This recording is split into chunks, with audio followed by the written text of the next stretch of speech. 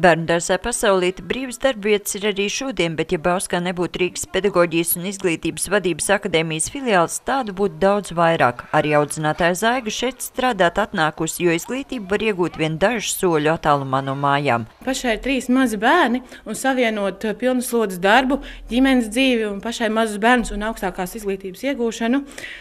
Tas ir diezgan grūti savienot to visu, un ja man augstskola ir tepat pie mājām, man ir daudz vieglāk saorganizēt to visu. Ja nebūtu bijusi Bauskā filiāla tad, kad jūs sākāt mācīties, vai jūs būtu mainījusi darbu, jo to augstāko izglītību šeit vajag, ja būtu tomēr devusies uz Rīgu vai uz Liepāju? Es apsvērtu iespēju par profesijas maiņu noteikti. Šajā bērndārzā apmēram 60% no visām darbiniecēm augstāko pedagoģisko izglītību ieguvušas tepat Bauskā, tāpēc filiāles nākotne viņām nav vienaldzīga. Man šķiet, ka kaut kas tur nav līdz galam izdomāts un pārdomāts, un kad man ļoti negribētos, lai Bauskas filiālē kaut kas mainītos. Ja mainamies, tad mainamies uz labo pusi, bet vai šīs pārmaiņas nesīs pozitīvas izmaiņas, par to mēs vēl nevaram spriest.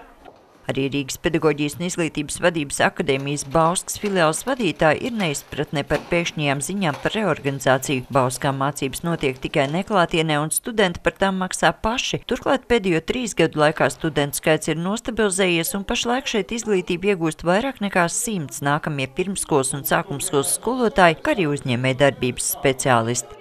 Apmēram pusi studējošie ir tieši no Bauskas novada, kuri strādā dažādos uzņēmumos, bet pārsvarā tās ir izglītības iestādes. Pirmskolas izglītības iestādes un vispār izglītības iestādes. Un bez tam, protams, mums arī ir samērā daudz studenti no kaimiņu novadiem.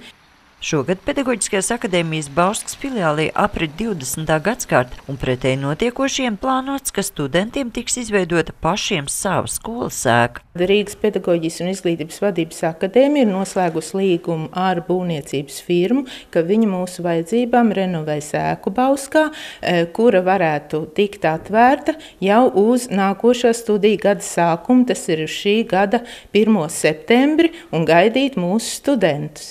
Rīgas Pedagoģijas un izglītības vadības akadēmijai ir filiāls arī Alūksnē, Cēsīs, Jēkabpilī, Kuldīgā, Madonā, Tukumā un Ventspilī. Turklāt tā ir vienīgā vieta, kur var apgūt programmu pirmskolas un sākumskolas skolotājs, kas lauku pedagogiem dod lielāku drošības sajūtu nākotnē.